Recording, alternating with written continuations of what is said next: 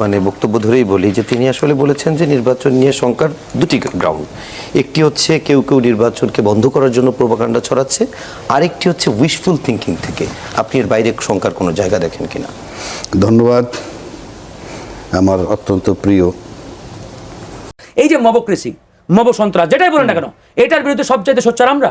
India যে বিনা বিচারে একবারে বাংলাদেশকে ধরেন যে তাদের একটা অঙ্গরাজ্য হিসেবে ট্রিট করে, এটা নিয়ে আপনাদের কোনো বক্তব্য নেই।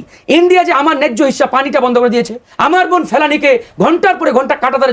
সবার মনে এখন একটা প্রশ্ন যে জোট হওয়ার আগে কি জামাতের জোটে ভাঙন শুরু হলো কিনা? আপনার মনেও কি এমন প্রশ্ন কি দিচ্ছে? আমার মনেও এই প্রশ্ন উঠেছে এবং আমার ধারণা ইসলামী শাসনতন্ত্র আন্দোলন আলাদা করে নির্বাচন করবে। না না, আমাদেরকে অঙ্কুরে বিনষ্ট করে দিতে পারলে কিছু গোষ্ঠী খুব খুশি হইতো। এটা বিনষ্ট করতে পারলো না কেন? এই একটা বক্তৃতা হচ্ছে, সেই বক্তৃতার মধ্যে বলা হচ্ছে it is well plan. How do you know the plan? ধরেন রাজনৈতিক দল প্ল্যান করেছে। ইলিয়াস ভাই এবং আপনার চ্যানেল 24 এর দর্শক শ্রোতাকে, না, ইলিয়াস ভাই যে কথাটা বলছে যে নির্বাচন দরকার, নির্বাচন অবশ্যই দরকার, এটা নিয়ে কোনো ডাউট নেই। এটা নিয়ে কোনো ডাউট নাই। এই নির্বাচন কিন্তু 16 বছরও আমরা চাইছি, ওটা নিয়েও ডাউট ছিল না।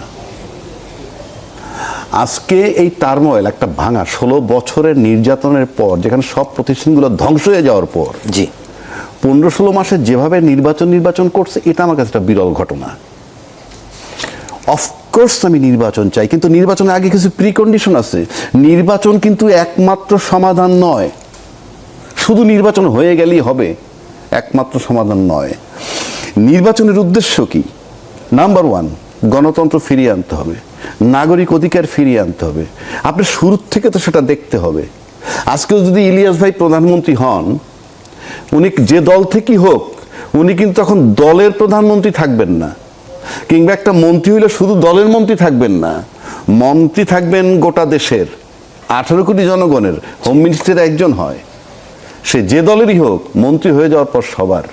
যখন আপনি দাবি করবেন, ধরুন আমি একটা ঘটনা বলি, যে ওই যে কে মারা গেল, ডাবলু হত্যা হইল এই যে কাস্টডিতে, বিএনপির একজন স্বেচ্ছাসেবক দলের বোধ হয় না, আমি ঠিক মানে ওইটা ঢাকার বাইরে, এটা ওটা হওয়ার পর কিন্তু আমাদের বিএনপির পক্ষ থেকে মহাসচিব সাহেব সেনা প্রধানের হস্তক্ষেপ চাইছেন। আমি যৌক্তিক মনে করি, হস্তক্ষেপ চাইছেন। একজন লোক কাস্টডিতে মারা যাবে, মারা না গেলেও যদি আপনি কাস্টডিতে নিয়ে নির্যাতন করেন কিংবা অযৌক্তিকভাবে নেন, আপনি প্রতিবাদ করতে পারেন। এবং এই যে করলো এবং মারা গেল, এটা কিন্তু একটা সিনারিও যে কি অবস্থা চলছে।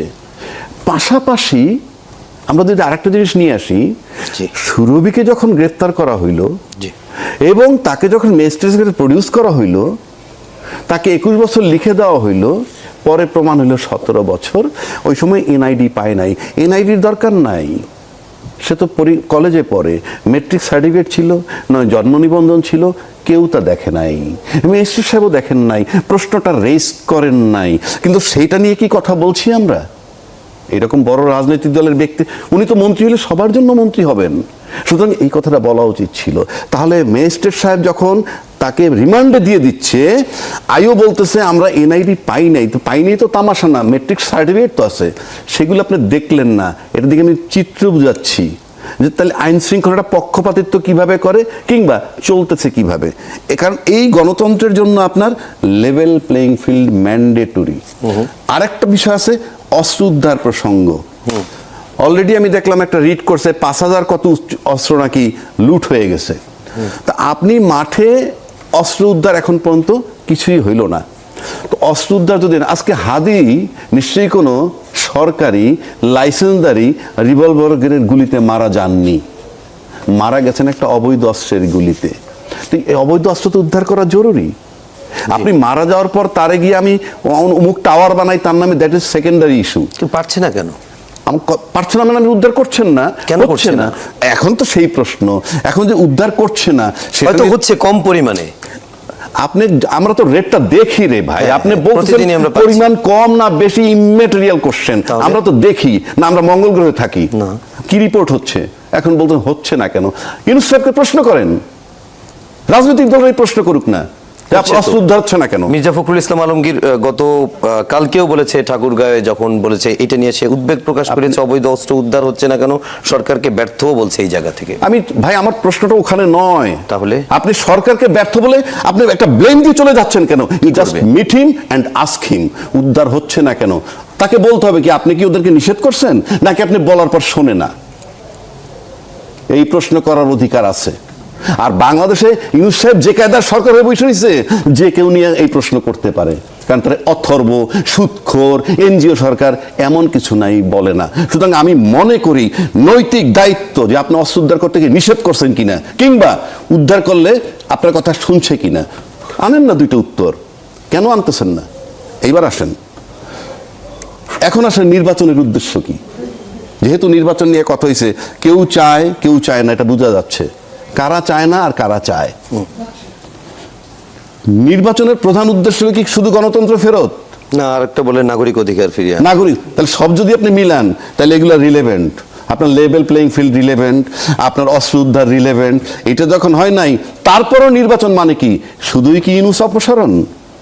যদি ইউনূস অপসারণই লক্ষ্য হয়, তাহলে আমি বলে দিচ্ছি আপনাকে, ইউনূস অপসারণ করতে হলে যে দলের আন্দোলনে ইউনূসের অপসারণ হবে, সেই দলকে আন্দোলন করবে। কারণ আপনি যদি আন্দোলন করে অপসারণ করে দেন আর নির্বাচন না দিয়ে দুদিনে চলে যান, কথার কথা বলছি, লোকসান হবে কার? যারা ক্ষমতায় যাওয়ার সম্ভাবনা আছে তাদের। সুতরাং আন্দোলন করে ইউনূস সাহেবকে তাড়াবে না, নির্বাচনটা জরুরি, কারণ আমি কোনোভাবে ক্ষমতায় যেতে চাই।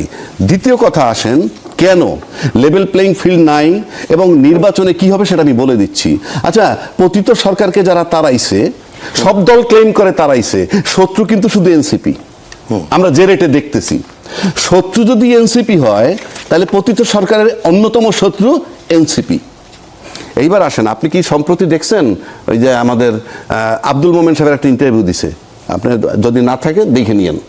আচ্ছা, সেখানে সে বলছে 8 মাস সে দেশে ছিল, 8 মাস পরে সে পালাইছে, দেশ থেকে বের হয়ে গেছে। সে পরিষ্কার বলছে সরকারের তরফ থেকে সরকারের কর্মকর্তারা তাকে সাহায্য করেছে।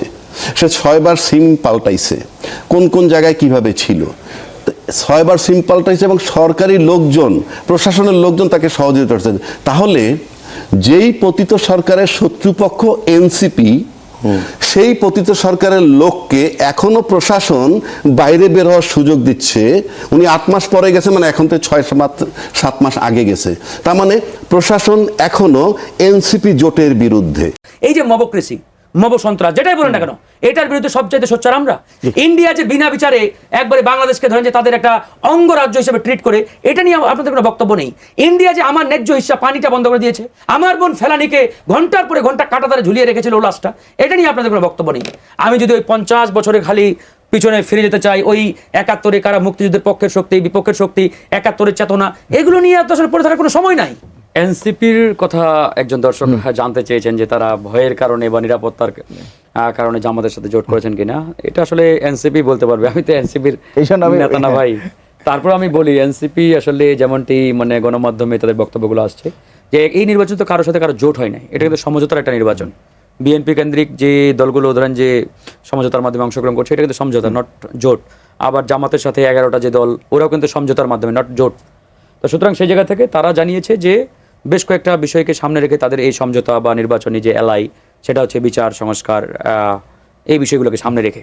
তো সেই জায়গা থেকে এটা নিরাপত্তা ইস্যুটা এখানে মেজর, এটা আমি মনে করি না। সুতরাং তারা যেটা নিয়ে দীর্ঘদিন ধরে কাজ করছে, সেই বিচার সংস্কারের ইস্যুটাকে সামনে রেখেই হয়তো এই জায়গাতে বিএনপির সাথে তাদের মিলে নাই, জামাতের সাথে মিলেছে বা অন্যান্য যে অপরাপর দলগুলো রয়েছে তাদের সাথে মিলেছে, তাদের সাথে। ফারুক হোসেন, আপনি যেহেতু বলেন, আমি একটু ছোট্ট করে জানতে চাই, যদি সমঝোতা এবং জোটের মধ্যে আসলে মৌলিক পার্থক্যটা কি? মানে জোট বিষয়টা কি, জোট হচ্ছে স্পেসিফিক কয়েকটা পয়েন্ট, দফা বা ধরেন যে আইডিওলজির উপরে বেজ করে আসলে জোটটা হয়, বুঝলেন না, লং টাইম। আর সমঝোতাটা হচ্ছে একটা শর্ট টার্মের জন্য হয়, যে শুধু নির্বাচন, যদি নির্বাচন, এই নির্বাচনে আপনার এই আসনে প্রার্থী থাকবে, আমার থাকবে না, আপনি আমার প্রার্থীকে সহযোগিতা করবেন, আমি আপনার প্রার্থীকে সহযোগিতা, দ্যাটস এনাফ, এটা সমঝোতা, এর বাইরে নাথিং এলস।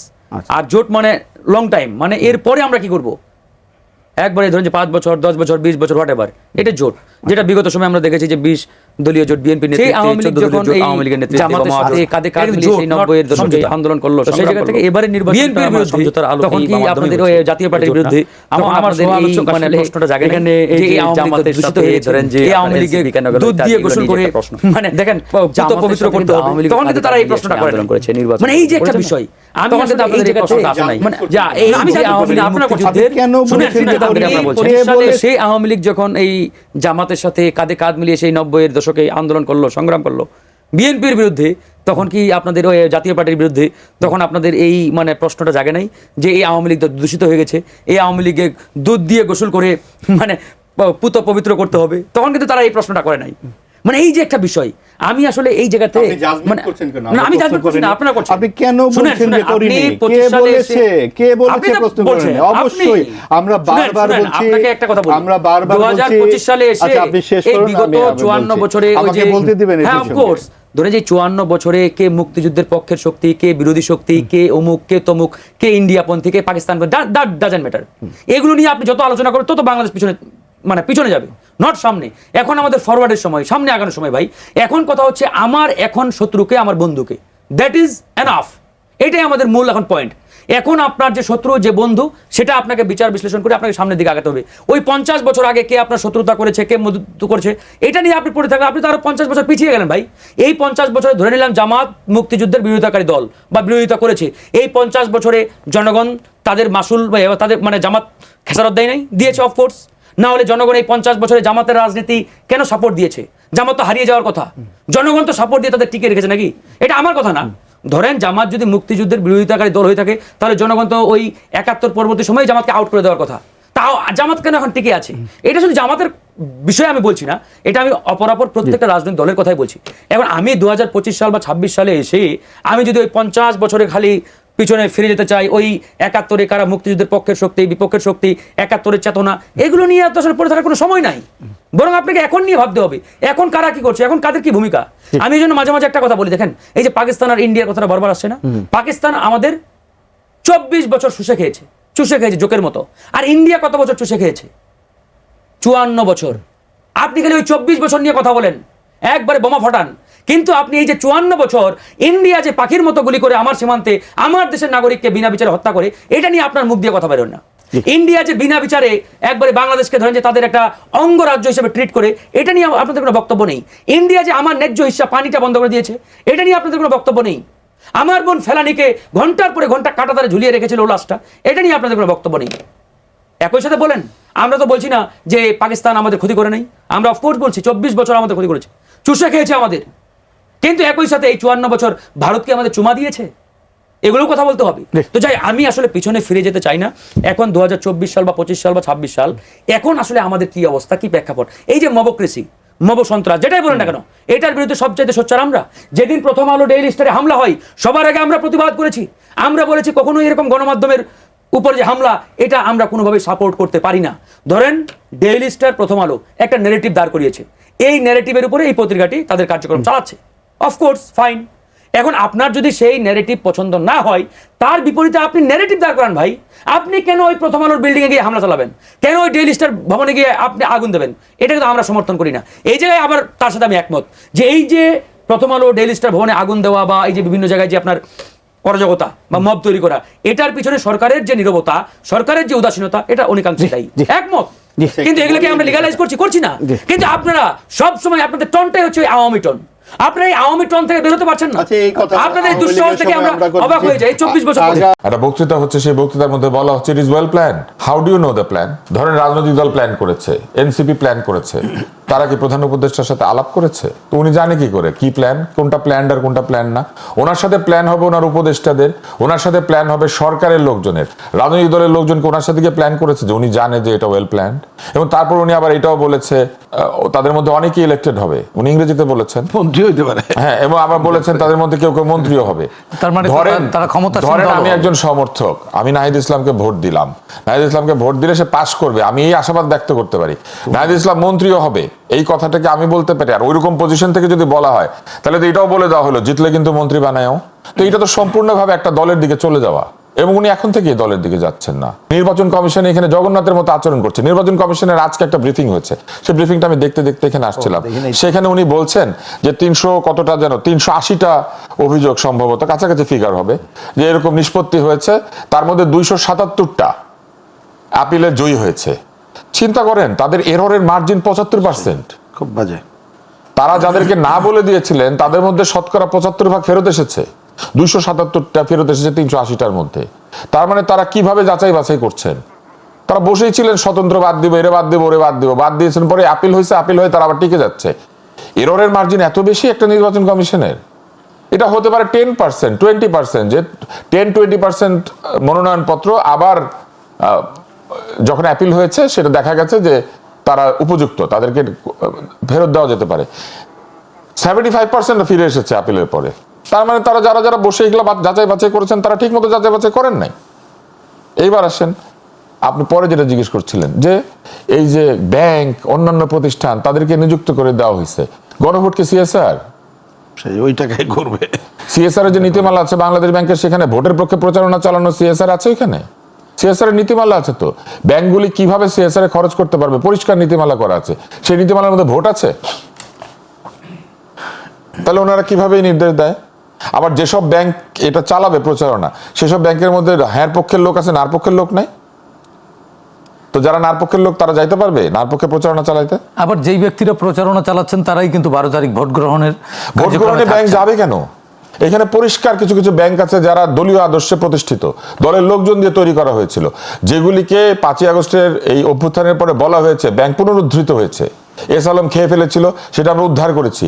হাজার হাজার লোকের চাকরি নট করে দেওয়া হয়েছে, বলা হয়েছে এগুলো সব পটিয়ার লোক, which is true. S Alam ইচ্ছা মতো লোকজনকে চাকরি দিয়েছে, লোন নিয়েছে, যা খুশি তাই করেছে। কিন্তু তার বিপরীতে যাদেরকে ফেরত আনা হয়েছে, পরিষ্কার অভিযোগ আছে সেখানে দলের সদস্যরা আছে। মানে একজন অন্যায় করলো তাই বলে কাউন্টার অন্যায় তো আর করা যায় না, একজন অন্যায় করলে শুধু কাউন্টার অন্যায় করা যাবে না তাই না, একজন যদি ন্যায়ও করে সেটা যদি অন্যায়ভাবে ন্যায় করে। যেমন ধরেন আজকে একটা চাকরি হয়েছে, 11 জনের মেধা তালিকা উপরে ছিল, 12 নম্বরের চাকরি হয়েছে, কারণ তার পিতা একটি বিশেষ রাজনৈতিক দলের সাথে যুক্ত। এখন বলা হবে কিন্তু সে কি কম উপযুক্ত? তার তো লিস্টে নাম ছিল, কিন্তু 11 জনকে বাদ দিয়ে যখন 12 নম্বরকে নেওয়া হয়, সেটা নীতিগতভাবে ঠিক থাকলো, আইনে ঠিক থাকলো, এটা কিন্তু আসলে আপনি বুঝবেন যে এটা কোটা না মেধা না, এটা মেধা না কোটা, এটা বাপের কোটা। তো তাহলে কি এটা ঠিক হচ্ছে? একটা নির্দিষ্ট ব্যাংকে থেকে কেন লোকজন যাবে, অথবা ব্যাংক থেকে কেন যেতে হবে? এর আগে নির্বাচন হয় নাই?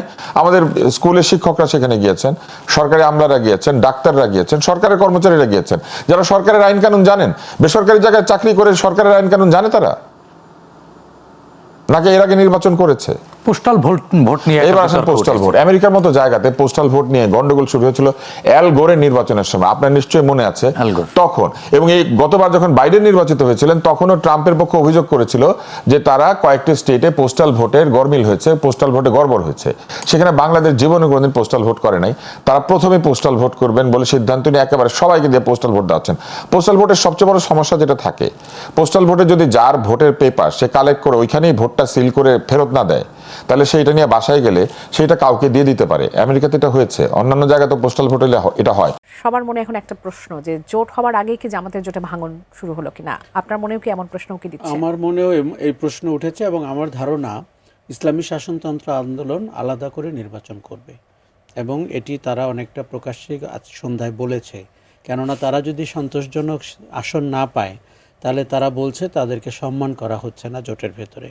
এখন জামাতে ইসলামী আপ্রাণ চেষ্টা করছে যে ধর্মকে ব্যবহার করে বা ধর্মের নামে যে রাজনীতি, সেই সমস্ত শক্তিকে এক জায়গায় নিয়ে আসতে। তার সাথে সে জোড়া দিয়েছে 2-4 জন মুক্তিযোদ্ধাকে, তার সাথে জোড়া দিয়েছে এনসিপিকে, যারা গণ অভ্যুত্থানের শক্তি। একদম পরে একটা অদ্ভুত দেখতে জোট তৈরি হয়েছে জামাতের নেতৃত্বে। সেখানে 8টি ইসলামী দল আছে। আবার এই 8টি ইসলামী দল আপনি জানেন কিন্তু একে অন্যকে খুব অপছন্দ করে। তারা অতীতে কখনো একে অন্যের প্রতি সমর্থন দেয়নি, এবং তারা আলাদা করে নির্বাচন করেছে। এখন এবার তাদের একটা ধারণা হয়েছে যে মানুষকে ধর্মের কথা বললে অথবা কম দুর্নীতির শাসনের কথা বললে মানুষ হয়তো তাদেরকে একবার সুযোগ দিতে পারে। আমরা গত 16-17 মাসে তাদের কিছু আস্ফালন দেখতে পেয়েছি। তারা অনেকে বলে থাকে জামাত তো প্রায় ক্ষমতায় আছে, কাজেই সে নির্বাচনটির ব্যাপারে অত সিরিয়াস না, কেননা প্রশাসনে তার একটা প্রভাব তৈরি হয়েছে, ক্যাম্পাসগুলোতে আপনি দেখেছেন ফলাফলে জামাতের ছাত্র সংগঠন ভালো করেছে। এখন জামাতকে দেখতে হবে যে অন্য শরিকরা আসন নিয়ে সন্তুষ্ট কিনা। নাহিদ ইসলামের এনসিপি কিন্তু আমাদেরকে দারুণভাবে হতাশ করেছে। আমরা ভাবতেই পারিনি যে এরকম একটি সম্ভাবনাময় রাজনৈতিক শক্তি কয়েকটি আসনের বিনিময়ে জামাতের মতো একটি কন্ট্রোভার্সিয়াল, বিতর্কিত, স্বাধীনতা বিরোধী, ধর্ম নিয়ে প্রশ্নবোধক আচরণ করা দলের সাথে জোটে যেতে পারে। দেখুন, বিএনপির সাথে গেলেও কিছু সমালোচনা এনসিপির হতো, কিন্তু বিএনপি একটি মধ্যপন্থী দল এবং এই মুহূর্তে বাংলাদেশের স্থিতির জন্য অনেকেই মনে করছে বিএনপির পক্ষে ভোট দেওয়াটা বা ভোট পাওয়াটা স্বাভাবিক। কিন্তু এনসিপি যেই কট্টর অবস্থানের দক্ষিণপন্থী উগ্রবাদের রাজনীতির দিকে গেল, আমার ধারণা তাতে করে তাদের রাজনৈতিক ভবিষ্যৎ অনিশ্চিত হয়ে গেছে এবং তাদের এক ধরনের রাজনৈতিক মৃত্যু ঘটেছে। কেননা আপনি নির্বাচনে কতটা ভালো করবেন, জামাতের জোট ভালো করলেও এনসিপির নেতারা কতটা ভালো করবেন আমি কিন্তু খুব ডাউটফুল। কেননা তাদের উচিত ছিল রাজনীতিটাকে বোঝা, অভিজ্ঞতা অর্জন করা। কাজেই 11 দলীয় জোট সেটি কিন্তু এখন পর্যন্ত পূর্ণাঙ্গ কোনো আসন সংখ্যা প্রকাশ করতে পারে। অনেকেই তো আসলে বলছে যে এনসিপি হচ্ছে তরুণদের নেতৃত্বে গঠিত হওয়া দল, জামাত বরঞ্চ গ্রেস পেল যে তারা জুলাই অভ্যুত্থানের সঙ্গে ছিল এবং তারা তরুণ নেতৃত্ব, সেজন্য জামাতের জন্য এটা আসলে পজিটিভ সাইড হয়ে গেল। আপনার কাছেও কি তাই মনে হয়? এটা খুবই সাংঘাতিকভাবে সত্যি। কেননা দেখুন, জামাত একটা বিশেষ ঘরানার রাজনীতি করেন।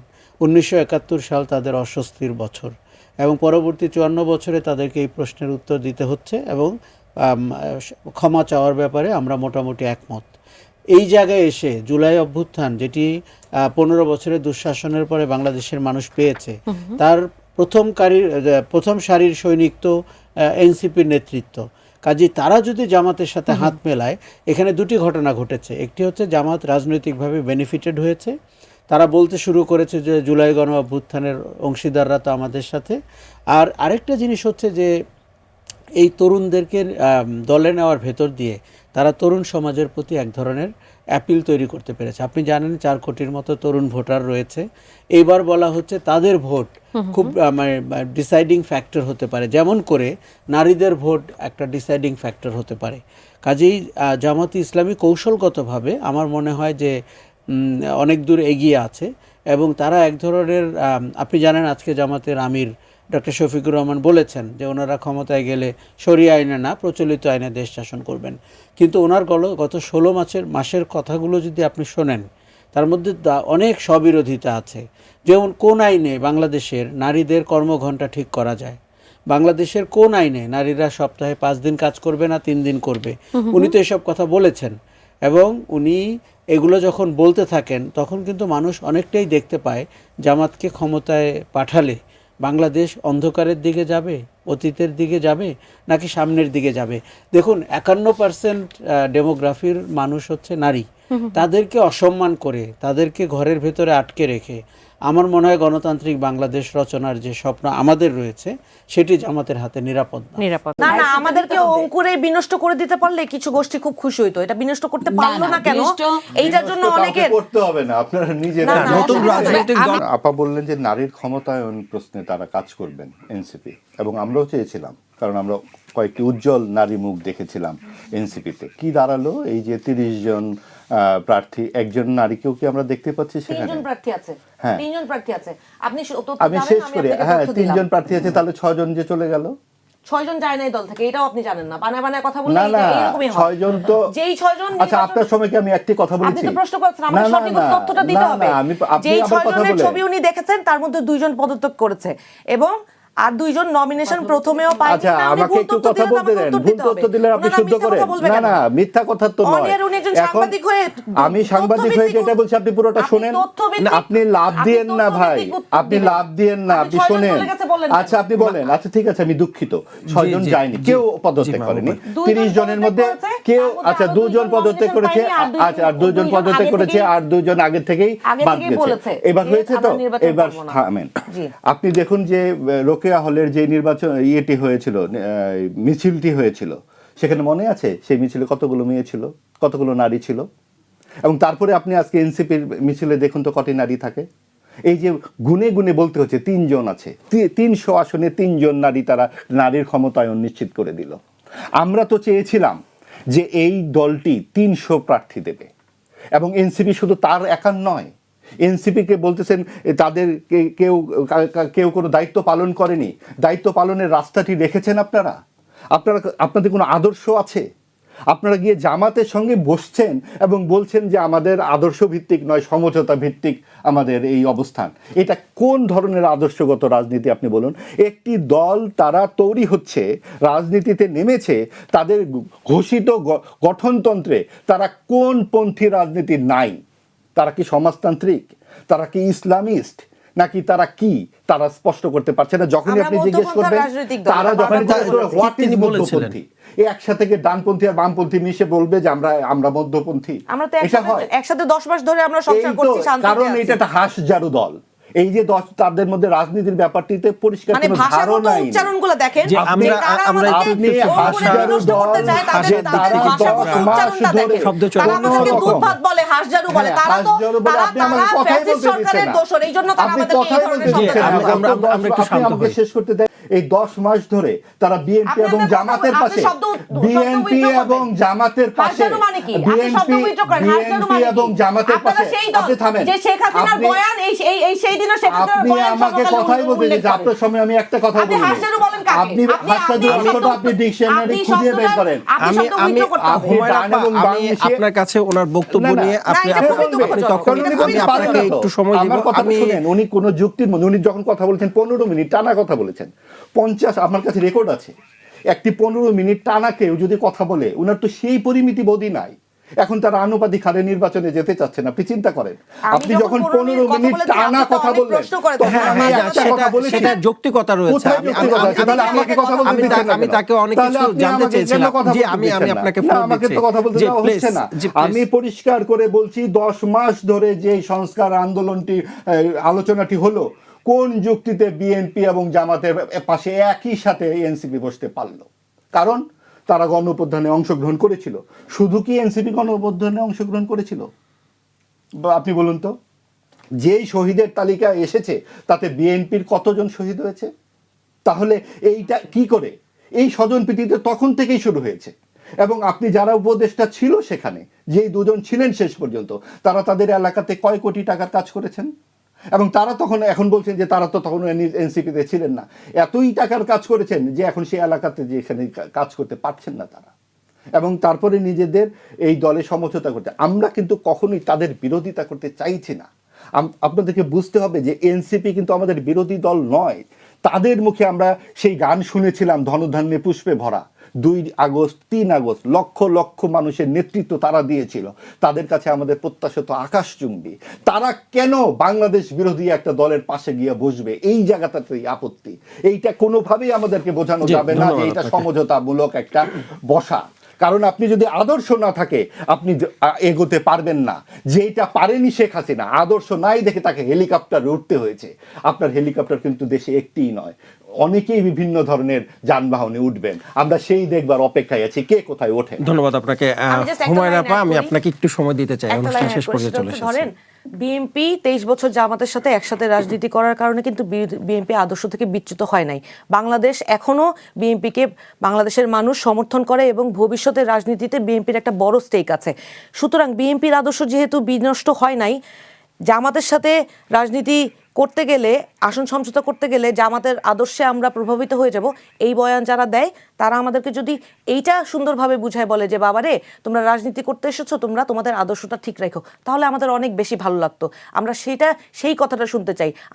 আমরা আমাদেরকে কেউ দুধ ভাত হাঁসঝাড়ু বলে যা তা গালি দিবে আর বলবে তো ওরা এখানেই শেষ, এই বয়ান আমরা শুনতে চাই না। কারণ এই বয়ানটা যদি তারা 3 মাস আগে দিয়ে বলতো যে তোমরা বিএনপির সাথে জোট করো না, বিএনপি এতদিন জামাতের সাথে ছিল, তোমরা জামাতের সাথে জোট করো না, জামাত এতদিন বাংলাদেশপন্থী ছিল না, তাইলে আমরা এই কথাটা মানতাম। কিন্তু যারা শুরু থেকে আমাদেরকে চায় নাই, যারা অভ্যুত্থানকেই চায় নাই, তারা এই কথাগুলি বলে। দুঃখিত।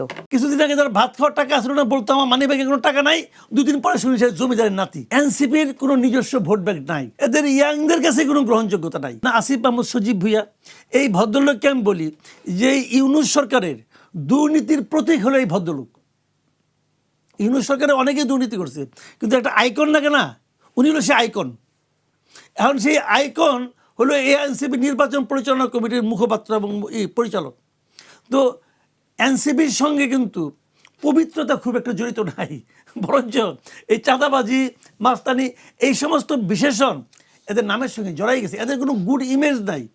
জামাতের আর যাই হোক ভাই, এরা পলিটিক্যালি কি আমি জানি না, ওরা চলা যাচ্ছে না, কিন্তু এরা ফিনান্সিয়ালি যে করাপ্ট না, এটা কিন্তু তারা বিভিন্ন সময় জোর গলায় বলে, এবং এটাও কিন্তু কেউ প্রমাণ করতে পায় না। একসময় তো তারা মন্ত্রী তো ছিল ভাই, তার 2টা মন্ত্রী আসছিল, ওই 2 মন্ত্রীর বিরুদ্ধে কিন্তু কোনো ফিনান্সিয়াল কারাপশন কেউ পায় নাই। কাজে তারা ফিনান্সিয়ালি অনেস্ট, এটা তারা কিন্তু অ্যাস্টাবলিশ করতে পারছে। এবং এরকম একটা দল যে মিলছে এমন এক দলের সঙ্গে যারা নাকি কিছুদিন আগে যারা ভাত খাওয়ার টাকা আসলে না, বলতো আমার মানি ব্যাগে কোনো টাকা নাই, 2 দিন পরে শুনি সে জমিদারের নাতি। কেউ বলে আমার এলাকার সবচেয়ে ভাঙা ঘরটা আমাদের, 2 দিন পরে বলে কি যে এই আমার বাড়ি হলো সবচেয়ে সমৃদ্ধ বাড়ি, আমার বাড়িতে 3টা পুকুর আছে। তো পুকুরগুলি কার? তার বাপের। ইলেকশনের জন্য নমিনেশন সাবমিট করে হলফনামা দেখা যায় তার বাপের আছে 20 লাখ টাকা, তার হলো 98 লাখ টাকা। তো যে বাপের 3টা পুকুর তার 20 লাখ টাকা, আর তোমার কিছুই নাই, 2 দিন আগে চাকরির জন্য ফেফে করছো, তোমার ওইগুলো 98 লাখ টাকা। তো এই সমস্ত লোককে নিয়ে যখন জামাত যায় তখন না মিলে না, মানুষ মিলাইতে পারে না। একটা দল আরেকটা দলের সঙ্গে কখন জোট করে, এটা কিন্তু কোনো আদর্শিক জোট না, এটা হচ্ছে একটা নির্বাচন সমঝোতার জোট। তার মানে এখানে ভোটের হিসাব, অতএব আমি কিছু বাড়তি ভোট পাবো, অথবা ওর কিছু ভোট ব্যাংক আছে, সেই ভোটগুলি আমার লোক পাবে, আবার যেখানে ওকে দিতে হবে সেখানে আমি দিব, লেনদেনটা হবে ইকুয়াল হবে। এটা একটা আনইভেন হয়েছে, আন্ডারস্ট্যান্ডিং হয়েছে, এটা আমি মনে করি। বরঞ্চ জামাতের লস হবে কোথাও, আমি জামাতের লসটা বলি। গত অগাস্টে হাসিনা সরকারের পতনের পর সারা দেশে আওয়ামী লীগের নেতাকর্মীদের উপর এক ধরনের টর্চার চলছে। মামলা মোকদ্দমা হয়েছে, দখলদারি হয়েছে, চাঁদাবাজি হয়েছে, এবং এই পুরো কাজটার জন্য 95% ক্ষেত্রে দায় ছিল বিএনপি অথবা বিএনপির নামধারী কেউ একজন। সে নিজে বিএনপি করে না, কিন্তু বিএনপির নাম নিয়ে চলে, যুব দল হতে পারে, ছাত্র, এরা করছে এগুলো। সেই সময়ে জামাতের খুব একটা ইতিবাচক ভূমিকা ছিল। জামাত ওদেরকে প্রোটেকশন দিচ্ছে নানাভাবে, এবং তাদেরকে এক ধরনের হেল্পও করছে। এই যে ইতিবাচক ভূমিকাটা, এই ভূমিকার ফল কিন্তু আপনারা পাচ্ছেন হলো এই যে রাকসু নির্বাচনে, এখানে কিন্তু ওই ফলটাই কিন্তু এখানে আসছে। মানে এরা ভাবছে, আওয়ামী লীগের এই সমস্ত লোকরা ভাবছে যে জামাত আমাকে সেভ করতে পারবে, জামাত আমার জন্য কম ক্ষতিকর, এরকম একটা ভাবনা। তারা জামাত বিএনপি কাউকে পছন্দ করে না, কিন্তু কম ক্ষতিকর হিসাব করছে। এখন জামাত যখন এনসিপির সঙ্গে জোট করছে, তখন তাদের কাছে যে আপনি আওয়ামী লীগের যে কোনো লেভেলে একজন লোককে বলেন যে জামাত, বিএনপি, এনসিপি, তুমি সবচেয়ে অপছন্দ করো কাকে, সে 1 নম্বরে বলবে এনসিপি। কী কারণে বলবে? যে তারা তো একটা রাজ চালাচ্ছিল, সেটা দুর্নীতি হোক, দখলদারিত্ব হোক, একই আনন্দের সঙ্গে তারা মানে কাজকাম করছিল। এই কাজকামটা বন্ধ হয়েছে কার জন্য? সেই আন্দোলনে সবাই ছিল, জামাত ছিল, বিএনপি ছিল, সবাই ছিল, কিন্তু দাবিদার কারা বেশি? এরা হলো এরা নিজেরাই দাবি করে আমরাই সে আন্দোলন করছি, আমরাই হটাইছি, আমরাই আওয়ামী লীগের পলিটিক্যাল অ্যাক্টিভিটিস স্থগিত করছি, আমরাই করছি, হাসনাত আব্দুল্লাহ করছি এগুলো। তো সেই হিসাবে তাদের রাগটা কিন্তু বেসিক্যালি এনসিপির সঙ্গে, এবং যে কারণে এই যার সঙ্গে তাদের সবচেয়ে বেশি রাগ, সে যখন তুলনামূলকভাবে যাকে নিরাপদ মনে করে তার সঙ্গে যে যুক্ত হয়, তখন তারা কিন্তু একটা সন্দেহ করবে। এবং যে কারণে আওয়ামী লীগের যে একটা অংশ ভোট জামাত এতদিন আশা করছিল, সেই ভোটটা জামাত কতটুকু পাবে এটা আমার কাছে সন্দেহ আছে এনসিপিকে নিয়ে। মানে আওয়ামী লীগের ভোট থেকে বঞ্চিত হওয়া, আওয়ামী লীগের ভোট বঞ্চিত হবে আমি তা বলছি না, কতটুকু পাবে আমি জানি না। তো মনে হয় যে আগে যতটুকু সম্ভাবনা ছিল তার চেয়ে একটু হলেও কমছে। এটা হলো জামাতের একটা মানে আপনার 2 নম্বর হলো এনসিপির কোনো নিজস্ব ভোট ব্যাংক নাই, একদমই যে নাই এটা এই সমস্ত ছাত্র সংসদ নির্বাচন যায়। এরা তো ইয়াংদের দল, এদের ইয়াংদের কাছে কোনো গ্রহণযোগ্যতা নাই, কোথাও তারা সেকেন্ড হইতে পারে না, থার্ডও হয় নাই। কাজে এদের ইয়াংদের মধ্যেও তো কোনো গ্রহণযোগ্যতা নাই, আর বয়স্কদের মধ্যে তো নাই। তো সেরকমভাবে এনসিপি কোনো ভোট ব্যাংক জামাত পাবে না, জামাতের নিজস্ব ভোট ব্যাংক এমনি আছে। প্রকৃতিতে সার্ভাইভাল ফর দ্য ফিটেস্ট, যারা টিকে থাকতে পারে তাদেরই আসলে সবাই স্যালুট করে। এখন বাংলাদেশে জোয়ার চলছে, নির্বাচনের জোয়ার, সেই নির্বাচনের জোয়ার মানুষ ঊর্ধ্বগামী হবে। আওয়ামী লীগের ছাড়া নির্বাচন, এটা প্রশ্নবদ্ধ নির্বাচন হবে এবং এটা থেকে যাবে। এখন তারেক রহমান সাহেব আসার পরে যদি প্রশাসন তার কাছে না যেত বা লোকজন তার সঙ্গে দেখা করতে না যেত, এটা হতো অস্বাভাবিক এবং মনে হতো আমরা পাগল হয়ে গেছি। এর কারণ হলো আমরা বলি লেভেল প্লেয়িং ফিল্ড, খেলার মাঠটা সমতল। কোথাও কখনো খেলার মাঠ বা যুদ্ধের মাঠ সমতল থাকে না, এটা একটা ধারণা করা হয়। কৌশলগতভাবে যে যার মতো করে মাঠটিকে গুছিয়ে নেয়, এবং সেখানে যেটা হয় আপনি দেখুন, প্রকৃতিতে দেখেন কোনো ফসলি জমি, নদী, নালা, পাহাড়, পর্বত কোথাও সমতল নেই। তো এই যে আমাদের যে ভূমির ল্যান্ডস্কেপিং আছে বা সমুদ্রের ল্যান্ডস্কেপিং আছে, সেখানে নিচু জায়গায় যখন অধোগামী হয়, ভাটার টান আসে, তখন মানুষ নিচে আসে, পালানোর জন্য হয়। আর যখন মানুষের মধ্যে আবেগ চলে আসে, জোয়ার চলে আসে, তখন মানুষ ঊর্ধ্বগামী হয়। এখন বাংলাদেশে জোয়ার চলছে, নির্বাচনের জোয়ার, সেই নির্বাচনের জোয়ার মানুষ ঊর্ধ্বগামী হবে। তারেক রহমান সাহেব আসার আগে এই ঊর্ধ্বগামী জোয়ারটি ছিল জামাতমুখী। সবাই তখন জামাতের আমিরের দিকে তাকিয়ে শান্তি পেতেন, মনে হতেন তিনি আকাশের পূর্ণিমার চাঁদ। মগবাজার মিন্স একটা তীর্থকেন্দ্র, রেল লাইন পার হলেই, তারপর শেষে আলফালা বিল্ডিংয়ের কাছাকাছি গেলেই মনে হবে যেন কিসের একটা গন্ধ আসছে, আতর, গোলাপ সেন্টের গন্ধ আসছে, পবিত্র পবিত্র মনে হতো। তার আগে অর্থাৎ জামাতের এই যে জোয়ারের আগে, এই জোয়ার ছিল এনসিপির জোয়ার। তো সেই এনসিপির যারা কর্তা ব্যক্তি, সেই অফিসে বিএনপির বড় বড় নেতারা কি যায়নি? আসিফ মাহমুদ সজীব ভুঁইয়ার সাথে দেখা করার জন্য বিএনপির অনেক বড় প্রেসিডেন্ট মেম্বারে গিয়ে বসে থাকতেন। এটা হলো বাস্তবতা। তখন এনসিপির জোয়ার ছিল। এনসিপির জোয়ারের আগে সমন্বয়কদের একটা জোয়ার ছিল।